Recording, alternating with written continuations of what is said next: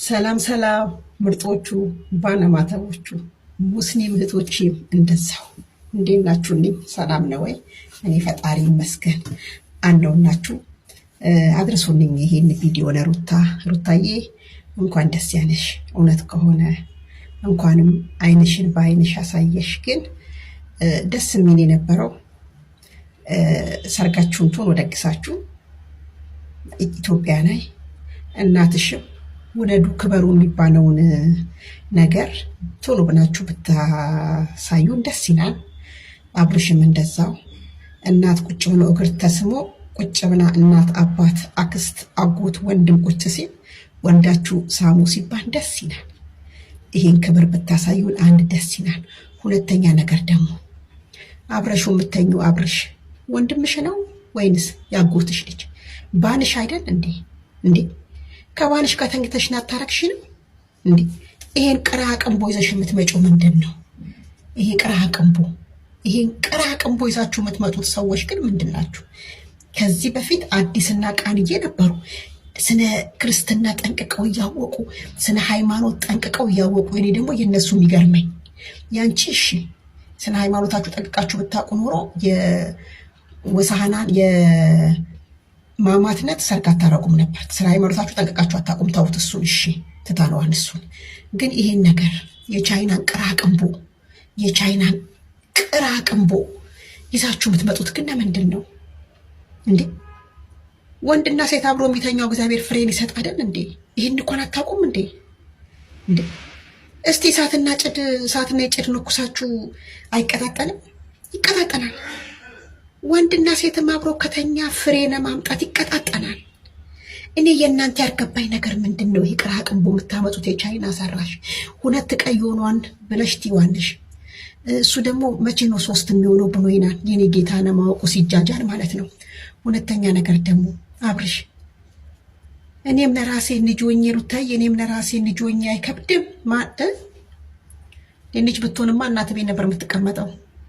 ልጅ ብትሆንማ እናት ቤት። እንዴ አንተ በልጅነት እኮ ነው ፍቅር መጫወት የጀመርከው እንዴ? ካሜራማኑ በልጅነት ግን ልጅ አይከብድም ብለህ የምትለው አንተ በልጅነት አይደል እንዴ ፍቅር መጫወት የጀመርከው እንዴ? ለማንኛውም እውነት ከሆነ ግን ደስ ይላል፣ በጣም ደስ ይላል። ሩታ ግን ሹክ ያልኩሽን ነገር እንዳትረሺ። አባትና እናት ወልዳችሁ ሳሙ የሚባለው ምርቃት በጣም ያስፈልጋችኋል። ይሄ ቅራቅንቦሽን ወደዛ ጣዩ። ይሄ ቻይና ሰራሽ ቅራቅንቦሽን ወደዛ ጣዩ። እንዴ እግዚአብሔር ወንድና ሴትን የሚያጣምረው እኮ ፍሬ እንዲመጣ ነው። በራሳችሁ ማትተማመኑ እንዴ? ሁላችሁም ኢትዮጵያን የምታረግዙ ሴቶች ስሜታን ነው የማቅነሽነሽ ስሜታን ነው፣ ፔሬድ የመቅራት ስሜታን ነው። እንዴ አንድ ወር ፔሬድ ሲቀር አርግዣለሁ ብለሽ አይምሮሽን ማሳመን አለብሽ። ምንድነው ይሄ ቅራቅንቦ? ምንድነው ይሄ ቅራቅንቦ? ከየት ነው የምትገዙት? ይሄን ቅራቅንቧችሁን ከየት ነው የምትገዙት? ግን ስለ ቤተ ክርስቲያን ጠንቅቆ የሚያቀም ይሄን ቅራቅንቦ ይዞ ይወጣል። አንቺማ ይሄን ቅራቅንቦ ይዘሽ ስትወጪ ሁለተኛሽ። ከዚህ በፊትም ይዘሽ ወጥተሻል። ትናንትና ይዘሽ መጣሽ። ማሰራሽ ቻይና ሰራሽ። አይ ቻይና የማትሰራው ጉድ የለህም እኮ። ሽንቴን ስሸናበት እውነት ሆነ። በቃ የኔነ ደስ ብሎሻን። ደግሞ ትናንት እንትን አልተጠቀምሽም ፍላሽ ኔና ድጉርጉር ብለሽ ነው የመጣሽ ሩታዬ። ለማንኛውም ካረገሽ ይመችሽ። ወልደሽ ለመሳም ያብቃሽ። አብርሽም ወልደክ ለመሳም ያብቃክ። በጣም ብዙ የተፈተናችሁ ናችሁ። ወርቅ ተፈትኖ ነው ወርቅነቱ የሚታወቀው። ይመቻችሁ። ግን ሩታዬ እርጉዝ ከሆንሽ በጣም ደስ ነው የሚለን። ይህን ቅራቅንቦ ይዘሽ አትምጪ። ብዙ ኢትዮጵያኖች ይህን ቅራቅንቦ ይዛችሁ አትምጡ። ቻይና ሰራሽ፣ በእውነት ቻይና ሰራሽ። እግዚአብሔር አይፈቅድም፣ እግዚአብሔር አይወደውም። እግዚአብሔር ያጣመረውን ሁሉ ፍሬ ይሰጣል። እግዚአብሔር አይቸኩንም እንዴ። እኔ ከወንድ ጋር ከተኛው አረግዛለሁ ብዬ ነው አይምሮዬ ማሳመን ያለብኝ። አንድ ወር ፔሬድሽ ቀርቶ ሁለተኛ ወር ከመጣ ቼክአፕ አድርጊ፣ ጤና ጣቢያ ሂጂና። ምንድነው ይሄን ቅራቅንቦ ቻይና ሰራሽ ይዛችሁ የምትመጡብን? እናችን ነኝ ክርስቲያኖች አይደላችሁ እንዴ? በእውነት ማንንም ጠይቁ። እኔ እሺ አላቅም ልበል፣ ግን ይሄ ነውር መሆኑ ማንንም ጠይቁ። ነውር እኮ ነው ይሄ፣ ብር እኮ ነው ይሄ። እንዴ ይሄ ከኢትዮጵያ መጥፋት ያለበት ነገር ቢኖር ይሄ ነው እንዴ። እና እኔ ሶልድ ፔሬድ የቀረን በቃ 2 ወር አየሁት። በ3ኛ ቼክ አፕ አደረኩኝ። የሆነ ራስሽ የሚያቅነሰኝ የማቅነሽነሽ የሆነ 2 ወር 3 ወር ምናምን ሲወጥሽ ስሜት አለው ራሱ።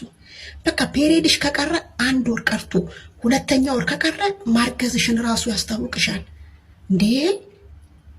ያስታውቃል። አይደለሽም አንቺ ማንኛውም ቢሆን ያስታውቃል። እናቶቻችን ቼክአፕ ሳያውቁ እናቶቻችን ጤና ጣቢያ ሲያሄዱ ቤት ውስጥ ነው አመጣው የሚወልዱን። እውነቴን ነው የምላችሁ። አሁን የመጣን እኛ ወፍ ዘራሾች ግን ይኸው ይሄን ይዘን ነው የምንመጣው። እኛ ማለት ወፍ ዘራሾች ይሄን ነው ይዘን የምንመጣው። ነውረኞች፣ አሁን የምትወልዱማ ነውረኞች። ስለ ቤተ ክርስቲያን ጠንቅቃችሁ የምታቆኑ ቃልዬና አዲስ ይሄን ነገር ይዛችሁ መታችኋል። ሌላ ማን ነው? አረ በጣም ብዙዎቻችሁ እንዴ እግዚአብሔርን የምትጠራጠሩ አናችሁ። አትጠራጠሩ እግዚአብሔርን። እግዚአብሔር ካጣመራችሁ ፍሬ ይሰጠናል ብላችሁ ነው መጠበቅ ያለባችሁ።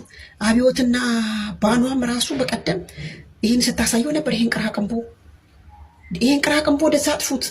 ከኢትዮጵያ መጥፋት ያለበት ነገር ይህ ቅራቅንቦ ነው። ይሄን ይዛችሁ የምትመጡ ሴቶች፣ ሽንታችሁን በዚህ ተመርምራችሁ የምታዩ ሴቶች በእግዚአብሔር የማትተማመኑ ሴቶች ናችሁ። በእግዚአብሔር የምትተማመኑ ሴቶችማ 2 ወር 1 ወር ፔሪድሽ ከቀረ 2ኛ ወር ሄደሽ ቼክአፕ ታደርጊያለሽ። አለቀ።